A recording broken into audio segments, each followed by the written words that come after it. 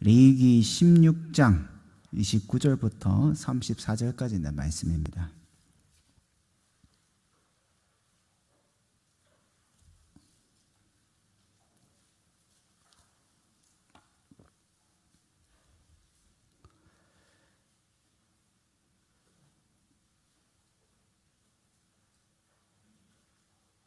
레위기 16장 29절부터 34절까지.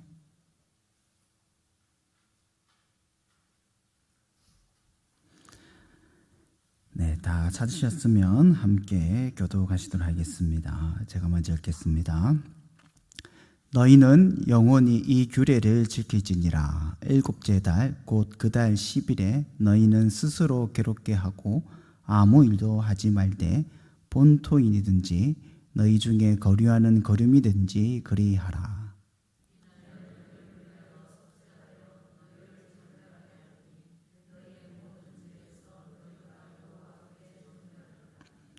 이는 너희에게 안식일 중에 안식일인즉 너희는 스스로 괴롭게 할지니 영원히 지킬 규례라.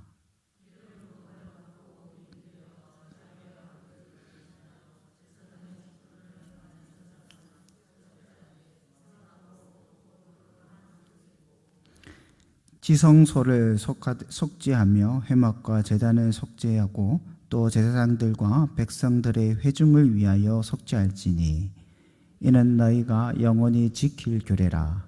이스라엘 자손의 모든 죄를 위하여 1년에 한 번 속죄할 것이니라. 아론이 여호와께 모세에게 명령하신 대로 행하니라. 아멘. 우리 수요일은 교단에서 만든 킹덤 스토리 교재를 계속 보고 있습니다. 오늘은 19가 내용, 거룩한 백성을 원하시는 하나님. 19가 거룩한 백성을 원하시는 하나님, 요 어가를 함께 살펴보도록 하겠습니다. 여러분, 출애굽의 마지막 장면을 기억하십니까? 하나님께서 그 백성들과 함께 살기 위해서, 그 백성들과 동행하기 위해서 성막을 만들라 명령하셨죠. 그리고 이스라엘에는 그 하나님의 명령하신 대로, 양식대로 성막을 완성했습니다. 그때 어떤 일이 일어납니까? 하나님의 영광의 구름이 성막에 가득해지지 않습니까? 출애굽기 마지막 34절 보면 구름이 회막에 덮이고 여호와의 영광이 성막에 충만하매. 요 구름은 하나님의 임재의 모습입니다. 그런데 문제가 있죠. 이것 때문에 이스라엘 백성이 성막에 못 들어갑니다. 35절 말씀 보면 모세가 회막에 들어갈 수 없으니 이는 구름이 회막 위에 덮이고 여호와의 영광이 성막에 충만하였으며. 하나님께서 같이 살라고, 하나님께서 자기 백성을 만나려고, 동행하려고 성막에 임재하셨는데 정작 죄인인 인간들이, 죄인인 자기 백성이 하나님께 나아오지를 못하는 겁니다. 죄인인 이스라엘이 하나님 앞에 안전하게 나올 수 없는 겁니다. 그래서 거룩한 하나님께서 죄인인 자기 백성들에게 하나님 앞에 안전하게 나오는 방법, 교제하는 방법, 동행하는 방법을 알려주셨는데 그게 뭐냐? 그게 레위기입니다. 레위기. 내가 너희와 항상 함께 살고 싶은데 그러기 위해서는 너희가 이런 일을 해야 된다, 이런 것이 필요하다라는 것을 말씀하신 거죠. 레위기는 죄인인 백성이 거룩하신 하나님 앞에 안전하게 나아가는 방법, 안전하게 교제하는 방법을 기록한 것입니다. 성막이 출애굽한 지 둘째 해 첫째 달, 첫째 날에 완성이 되거든요. 2년 지나고 첫째 달에 완성이 됩니다. 그런데 백성들이 이 성막을 다 꾸리고 광야로 행진할 때가 언제냐면 둘째 해 첫째 달이 아니라 둘째 달 첫째 날입니다. 한 달이 지났죠. 한 달이. 그러니까 이 한 달 사이에 하나님께서 모세를 통하여 레위기를 주신 겁니다. 레위기에서 죄인이 하나님을 만나는 방법 3가지를 이야기합니다. 3가지가 필요하다. 그 3가지가 뭐냐? 제사, 제사장, 정결법. 그 레위기는 크게 3부분으로 나눠지는 겁니다. 제사, 제사장, 정결법. 이렇게 나누어서 살필 수가 있는 겁니다. 그 중에서 우리가 함께 살펴보고 있는 이 킹덤 스토리 교재는요, 제사를 집중해서 보이고 있거든요. 그래서 전번주에도 제사에 대해서 살펴보았지만은 오늘은 제사인데 그 중에서도 특별히 속죄일을 중심으로 해서 한번 살펴보도록 하겠습니다. 여러분, 제사가 뭡니까? 우리나라도 제사를 지내지 않습니까? 그것이랑 성경의 제사랑 뭐가 다릅니까? 유교의 제사는 조상신에게 드린 거고 구약의 제사는 하나님께 드린 것이다. 이 차이만 있습니까? 사실 유교에서 드리는 제사의 의미와 성경에서 말하는 제사의 의미는 아예 그 의미 자체가 다릅니다. 구약의 제사는 죄인이 하나님께 나아가면 반드시 죽는다라는 것을 보여주는 겁니다. 여러분, 죄인이 어떻게 하나님과 함께 살 수 있겠습니까? 죄인이 하나님과 산다는 것 자체가 불가능한 겁니다. 죄인이 하나님께 나아가는 것 자체가 불가능한 겁니다. 죄인이 하나님 뵀으면 죽죠. 반드시 죽습니다. 그런데 문제가 뭐냐? 하나님 약속이 안 이루어지는 거예요. 아브라함, 이삭, 야곱이 줬던 그 약속이 안 이루어지는 겁니다. 하나님과 살려고 하나님께서 집을 꾸렸는데 하나님하고 같이 이 죄인이 살 수가 없는 겁니다. 그래서 하나님께서 그 죄인을 대속할 제물, 그 제물의 죽음을 통해서 이 백성이 죄인임에도 불구하고 하나님 앞에 나아갈 수 있는 길을 여신 것이 바로 제사입니다. 이런 제사의 제도에서 가장 중요한 전제가 있는데요. 그 전제가 뭐냐? 동물은 사람을 상징한다. 동물은 사람을 상징한다. 이게 가장 중요한 전제 중 하나입니다. 레위기 전체에서 동물뿐만 아니라 식물, 옷 다 사람을 상징합니다. 이게 이해가 안 되면 이제 레위기가 보시기가 꽤 까다롭습니다. 만약 동물이 사람을 상징하지 않으면 제사를 드리는 사람하고 그 동물하고 아무 관계가 없는 것이 되어버리고 제사가 아니죠. 도살이고 도축이 될 뿐입니다. 아니, 이상하지 않습니까? 사람이 죄를 범했는데 그 사람이 양을 끌고 와요. 그리고 양을 죽여서 제사를 드리면 죽은 양이 죄 사함을 받는 것이 아니고 그 죽였던 사람이 죄 사함을 받아요. 왜 그런 겁니까? 하나님께서 사람보다 동물을 더 좋아했습니까? 아니면 이 짐승의 피나 고기가 뭔가 죄 사해 줄 수 있는 특별한 힘과 능력이 있어서입니까? 이 모든 것이 가능한 이유는 바로 동물이 사람을 상징하기 때문입니다. 양이 피를 흘리고 태워지고 양을 죽였지만은 하나님께서 누가 죽는 것으로 보시냐면 죄인인 사람이, 제사 드리는 이 사람이 죽는 것으로 봐주시는 겁니다. 그래서 제사를 이해할 때 가장 먼저 생각해야 할 것이 무엇이냐면 동물, 더불어서 식물, 옷 모두가 다 사람을 상징한다라는 생각을 갖고 이 제사를 들어가셔야 됩니다. 성경 곳곳에 보면 사실은 동물이 사람을 상징하는 것이 너무 많습니다. 여러분, 창세기 49장에 야곱이 아들들을 동물로 말하지 않습니까? 유다는 뭡니까? 사자새끼죠. 이사갈은 양의 무리 가운데 꿇어앉은 건장한 낙이다. 단은 길섭의 뱀이 새끼의 독사다라고 이야기하죠. 납달리는 노인 암사슴이다. 삼손은 자기 아내를 뭐랍니까? 암송아지다. 스바냐 3장 3절에 보면 이스라엘의 악한 지도자를 가르쳐서 그 방백들은 부르짖는 사자요, 그 재판장들은 이튿날까지 남겨두는 것이 없는 저녁일이다. 이렇게 이야기합니다. 시편 74편 19절에 보면 주의 맷 비둘기의 생명을 들 짐승에게 주지 마시며 주의 가난한 자의 목습을 영원히 잊지 마소서. 맷 비둘기, 들짐승이 뭡니까? 다 사람이죠. 맷 비둘기를 누구에 지금 비유하신 겁니까? 가난한 자에 비유하신 거 아닙니까? 신약에서도 예수님께서는 헤롯을 가려서 뭐랍니까? 여우다. 디모데전서 5장에는 장로들을 가르쳐 뭐랍니까? 소다. 고린도전서 9장에는 사도들을 가르쳐서 곡식을 발발 떠는 소다라고 이야기를 하고 있지 않습니까? 모세율법에 곡식을 밟아 떠는 소에게 망을 씌우지 말라 기록하였으니 하나님께서 어찌 소들을 위해 염려하심이냐? 오로지 우리를 위하여 말씀하신 것이 아니냐? 과연 우리를 위하여 기록된 것이니라. 뭐라고 합니까 지금?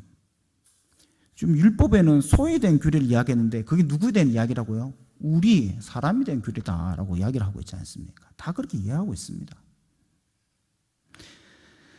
이처럼 동물이 사람을 상징하기 때문에 이것이 다 가능하게 되는 것입니다. 레위기의 정결법도 요 맥락 아닙니까? 레위기의 정결법, 부정한 동물, 정결한 동물. 부정한 동물이 뭡니까?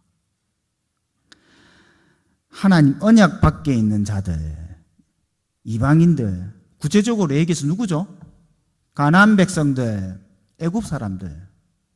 여기 부정한 동물 아닙니까? 정결한 동물은 뭡니까?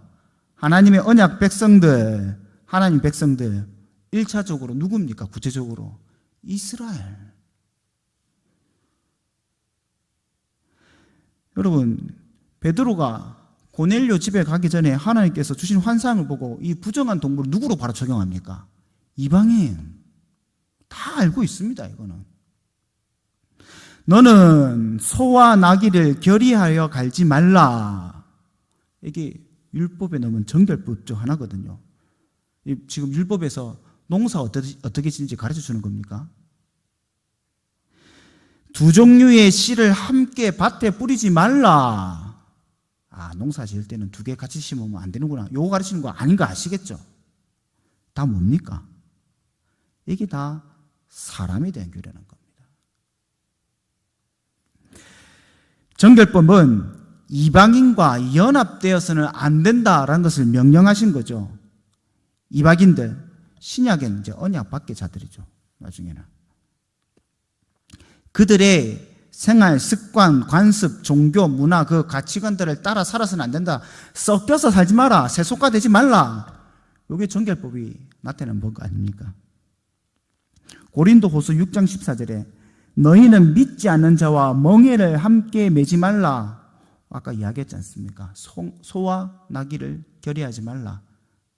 소는 정결한 거고 나귀는 부정하기 때문입니다.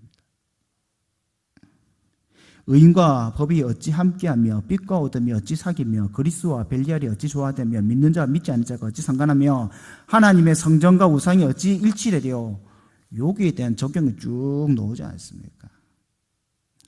레위기의 동물은 사람입니다. 사람을 상징합니다. 제사를 드려지는 짐승이 바로 사람을 상징하는 겁니다. 그래서 제사의 절차 중에서 물론 다 중요하지만요, 가장 중요한 절차가 뭐냐? 안수입니다. 안수가 히브리어로 샤마크라고 하는데 기대어, 얹다, 누르다 이런 뜻입니다. 이 안수함을 통해서 죄가 전가가 되는 거거든요. 여러분, 그리신 이미지가 어떻습니까? 죄가 전가된다. 내 몸에 있는 죄가 요 오른손을 쭉 통해서 요 손바닥 놓아가지고 이 짐승한테 전달된다. 이렇게 생각하시면 곤란하다는 겁니다. 성경의 안수는 이 죄가 쭉 빠져나가고 속 들어가는 게 아니라 성경의 안수는 동일시입니다. 동일시. 이 제물과 내가 하나가 되는 겁니다. 연합입니다. 안수함으로 내가 이 제물이 되는 겁니다. 이 때문에 제사할 때 이 제물을 누가 죽이죠? 물론 특별한 경우는 제사장이 죽이지만요, 대부분의 제사에서는 누가 죽입니까? 제물을 가지고 온 당사자가 죽입니다. 그가 여러 가지 방법으로 죽이고 각을 뜨고 죽이는 겁니다. 즉 죄인이 내가 하나님 앞에서 죽습니다를 고백하는 거고, 이 죽는 것을 보는 겁니다. 결국 하나님께서는 이 제사를 통해서 죄인인 그의 백성들이 반드시 죽어야지만은 거룩하신 하나님을 만날 수 있다라는 것을 보여주는 겁니다. 지금 살펴볼 이 속죄일도 같은 맥락입니다. 여러분, 속죄일이 히브리역으로 7월 10일입니다. 대속죄일이 히브리어로 욤 키푸르라고 하는데, 욤이 날이라는 뜻이고요. 키푸르라는 이 단어가 이제 속죄라는 단어인데, 카파르에서 파생되었습니다. 속죄하다, 화해하다, 용서하다, 덮다, 이런 뜻을 갖고 있습니다. 말 그대로 이날은 속죄받는 날입니다. 대제사장과 백성들, 온 백성들이 속죄받는 날이 바로 이 날입니다. 이 대제사장과 이 백성들뿐만 아니라 성막, 지성소, 회막, 제단 모두가 다 성결케 되는 속죄의 날이 바로 이 속죄일입니다. 이 날에 제사장은 여러 가지를 준비해야 됩니다. 먼저는 자기 자신, 자기의 권속들을 위한 속죄물, 수송아지와 번제물, 수양을 준비하고요. 또 이스라엘 회중을 위한 속죄물, 숫, 염소와 번제물, 수양을 준비합니다. 그리고 제사장은 이날에는 그가 입고 있던 옷을 벗고 세마포 옷을 입습니다. 원래 여러분 제사장 옷 보셨습니까? 굉장히 복잡하죠? 세마포 옷을 입고 그 위에 겉옷을 입는데 아주 화려한 장식으로, 보석으로 이 장식된 이거 에봇을 걸칩니다. 그 옷 밑에 뭐가 있습니까? 방울이 있죠. 그래서 여러분, 제사장도 1년에 하루 이 속죄일만 지성소에 들어가거든요. 이 지성소에 딱 들어가면 이 방울이 딸랑딸랑 울리면 어쩝니까? 살아있구나. 근데 방울 소리 안 들리면 어쩝니까? 죽었구나. 해서 어떻게 깔고리로 톡 해서 끄집어낸다. 저도 어렸을 때 이 설교 참 많이 들었었는데, 여러분 혹시 이렇게 되는 거 성경에서 보셨습니까? 성경에서 그렇게 하는 장면이 이게 묘사된 것을 한번 보셨습니까? 없습니다. 이 방울이 그 역할을 하지 않습니다.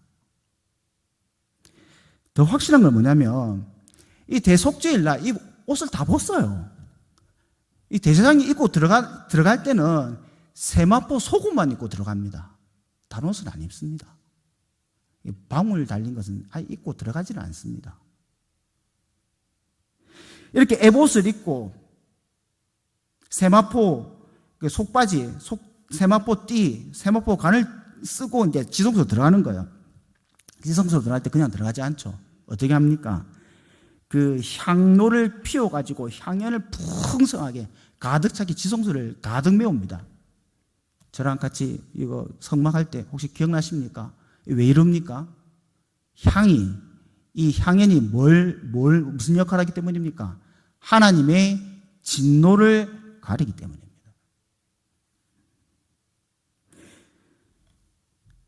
그리고 세마포 옷을 입고 향로를 피운 제사장은 준비된 속죄물의 피를 담아가서 속죄소 어딘지 아시겠죠? 언약궤, 증거궤, 법궤가 있지 않습니까? 같은 겁니다. 같은 건데 세 가지 이름이 있는 거죠. 그 언약궤 위에 덮개라고 하시는 분도 있고 덮개가 아니라는 분도 있는데, 어쨌든 그 언약궤 위에 덮어져 있는 요 판이 바로 속죄소입니다. 시은자라고 했죠. 그 위에 두 그룹이 있고요. 여기 앞과 거기 위에다가 이 피를 7번씩 뿌립니다.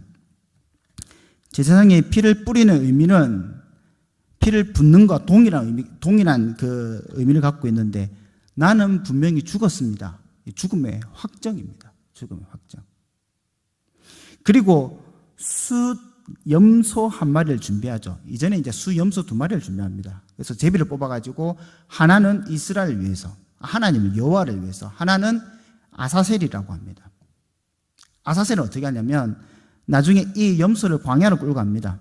그리고 사람이 없는 가파른 언덕에 끌고 가가지고 이거 막 방황하다가 그저 이제 낭떠러지 떨어져 죽어버립니다. 물론 여기에 대해서 해석도 분분합니다. 적어도 제가 판단하기에는 이게 뭘 보여주냐면 죄의 결과를 보여주는 겁니다. 죄의 결과. 죄의 결과는 죽음이요. 죄의 결과는 추방이라는 것을 보여주는 게 아사셀의 역할이라고 생각합니다. 그리고 대제사장이 지성소에 나와 이 사역을 모두 마치고 밖으로 나올 때 한 가지 하는 일이 더 있습니다. 그냥 노는 게 아니고 자기가 입고 있었던 이 세마포 옷 있지 않습니까? 이 세마포 옷을 벗고 거룩한 곳에서 몸을 깨끗이 씻은 뒤에 원래 자기가 입던 옷을 입고 다시 나옵니다. 여러분, 세마포 옷이 언제 입는 겁니까? 세마포 옷은 뭘 가리키는 겁니까? 이스라엘이 애곡할 때, 슬픈 일 당할 때, 여러분 이 장례식 때 입는 옷이 이 세마포 옷 아닙니까? 세마포 옷은 슬픔과 괴로움과 애통을 표시하는 겁니다. 그런데 처음에 속죄의 제사를 드리러 하나님께 나아갈 때 세마포 옷을 입는 것은 이해가 되죠. 왜냐하면 죄의 슬픔을 갖고 들어가니까. 그렇지 않습니까? 우리 모든 슬픔과 애통을 갖고 하나님께 나아가는 거 아닙니까? 그런데 다 드렸어요. 이것을 벗고 나왔습니다. 이 세마포 옷을 벗고 나왔다는 것은 뭘 보여주는 겁니까? 우리의 슬픔과 애통과 질고가 다 주 앞에 내려놓고 해결되었음을 보여주는 거 아닙니까? 대제사장의 속죄의 사역이 완전히 끝났음을 보여주는 게 바로 세마포 옷을 벗어놓은 이 세마포 옷입니다.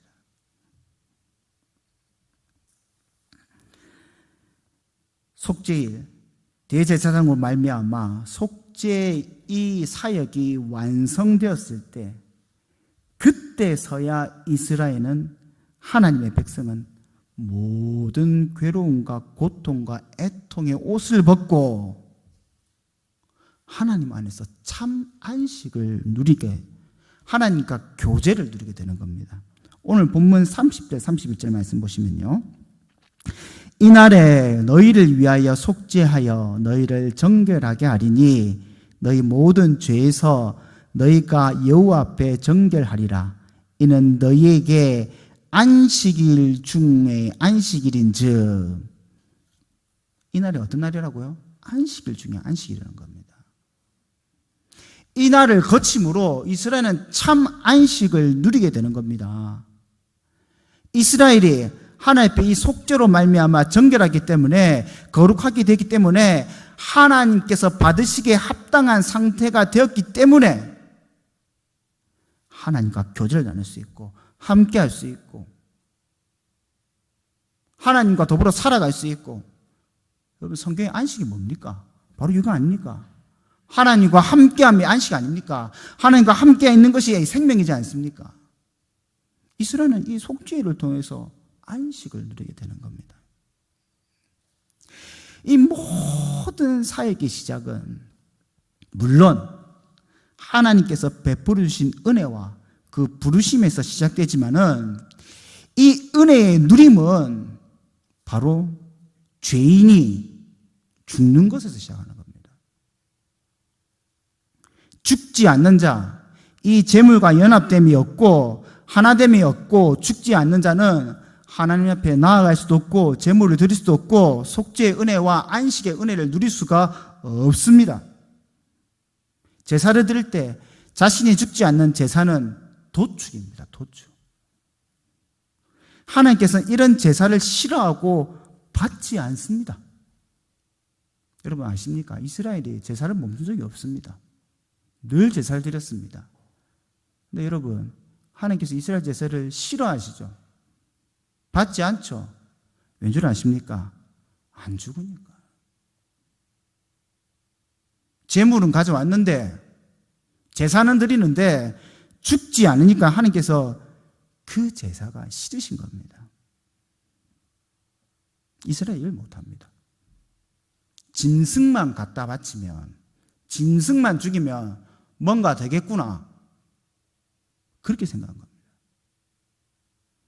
이사야 1장 11절부터 13절 말씀을 보면 제가 읽어드리겠습니다. 여호와께서 말씀하시되 너희의 무수한 재물이 내게 무엇이 유익하뇨? 나는 수량의 번제와 살찐 짐승의 기름에 배불렀고 나는 수송아지나 어린 양이나 염소의 피를 기뻐하지 아니하노라. 너희가 내 앞에 보이러 오니 이것이 누가 너희에게서 요구하였느냐? 내 마당만 밟을 뿐이라. 너희들 갖고 와봤자 하나도 안 기쁘다. 왜 내 집 마당만 밟고 가느냐? 헛된 재물을 다시 가져오지 말라. 분향은 하나님께서 번제물을 받을 때 향기로 받으시거든요. 분향은 내가 가증히 여기는 바요 월삭과 안식일과 대회로 모이는 모든 것이 그러하니 성회와 어울러 악을 행하는 것이 내가 견디지 못하겠노라. 자기가 죽지 아니하는 이스라엘의 제사는 하나님께서 견디지 못할 가증한 것입니다. 제가 이 중간 단계를 다 자세히 설명할 수 없겠지만은, 여러분, 이 대속죄일은 누구로 성취되는 겁니까? 예수님의 그 십자가 사역으로 성취되는 거 아닙니까? 히브리서 말씀에 그걸 보여주고 있지 않습니까? 예수님께서 무덤이 그걸 보여주고 있지 않습니까? 우리는 이 모든 것들이 예수 그리스도 안에서 다 성취되었음을 보여주고 있습니다. 예수님이 완전한 제사장이요, 예수님이 완전한 제물이지 않습니까? 예수님께서 완전한 제사장 되시고 제물 되셔서 완전한 속죄를 이루신 겁니다. 때문에 우리가 새 언약 가운데 거룩해지고 안식을 누릴 수 있는 방법, 정결할 수 있는 방법이 무엇이냐? 예수 그리스도 안에서 죽는 겁니다.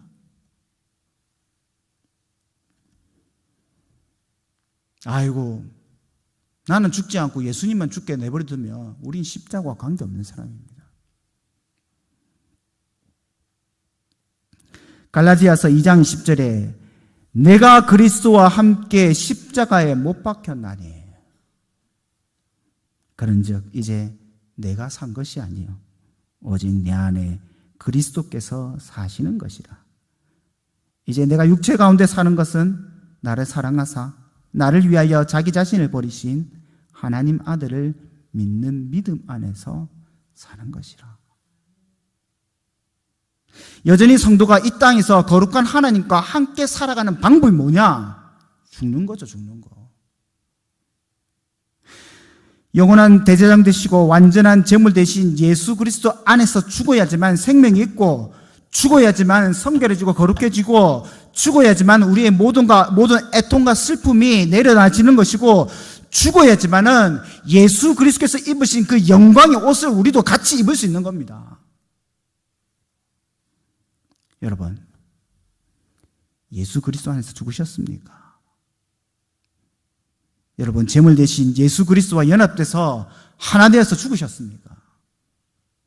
아니면 십자가에서 예수님만 죽게 내버려두고 나는 그냥 여기 있습니까? 우리가 드리는 이 예배, 하나님을 만나는 이 예배, 우리 여러분 혹시 아시는지 모르겠지만은 예제를 보면 이 예배 가운데 있는 요소 중에 한 가지가 주님 앞에서 죄를 고백하는 겁니다. 뭡니까? 죽는 거죠. 죽는 거죠. 우리는 이 예배를 통해서 나는 죽습니다 라고 고백하는 겁니다.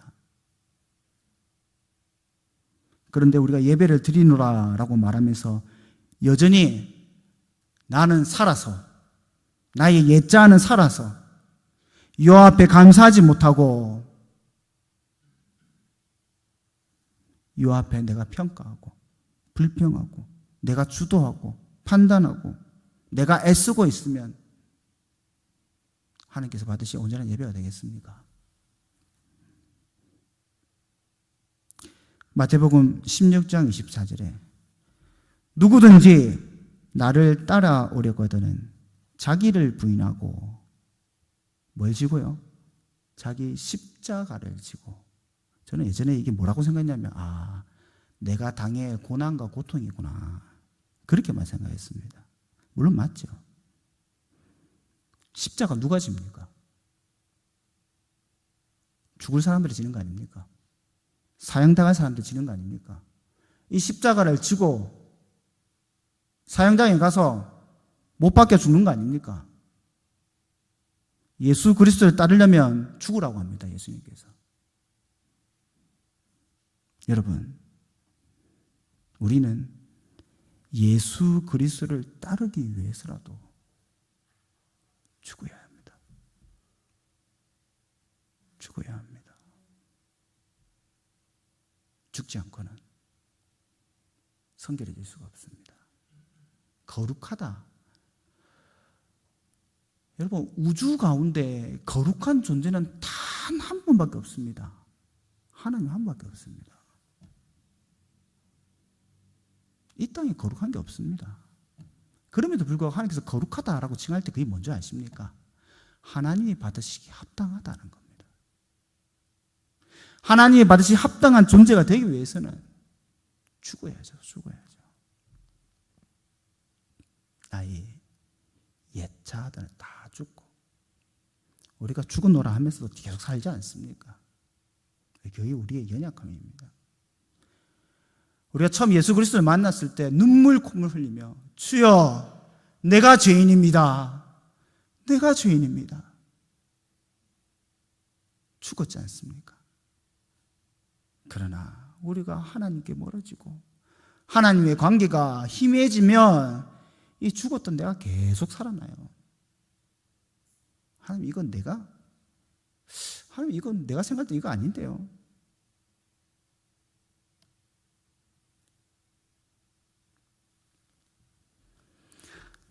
사랑하는 성도 여러분, 이 땅에 있는 모든 성도들이 마찬가지입니다. 우리는 참 죽지 못하는 자들입니다. 그래서 우리는 날마다 그리스도와 함께 죽으려고, 날마다 그리스도와 함께 죽으려고 새벽마다 여러분 새벽 제단에서 쌓는 거 아니십니까? 이 3일 저녁 기도하러 모이신 거 아닙니까? 나중에 금요일날 우리가 죽으려고 금요 기도에 오신 거 아닙니까? 주여 이 못난 나는 다 죽게 하시고 오직 예수 그리스도만 사셔서 내가 나로 살아간 것이 아니라 내가 예수 그리스도로 살아가게 해주시옵소서. 내가 오직 예수로만 살아간 자 되게 해주시옵소서라고 고백하는 게 우리의 그 하나님께 드리는 참 고백이지 않겠습니까?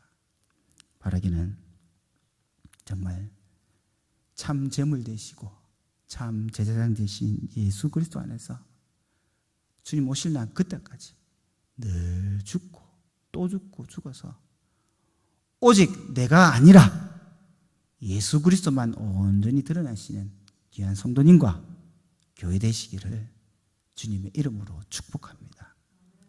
우리 다 함께 기도하시겠습니다. 주여,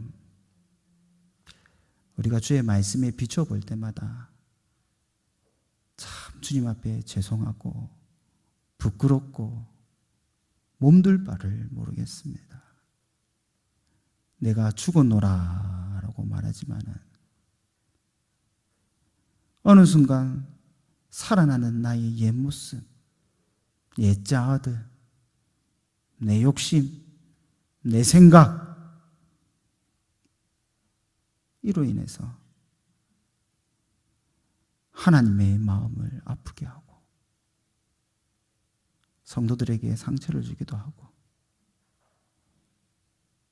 또한 내가 세속의 길을 걷기도 하고 하나님의 구원의 길을 막기도 하는 나의 어리석은 모습을 주님 앞에 고백하며 나아가오니 주여 주님 앞에 죽게 하여 주시옵소서. 철저하게 죽어서 오직 예수 그리스도만 살아나는 귀한 역사 있게 하여 주시옵소서.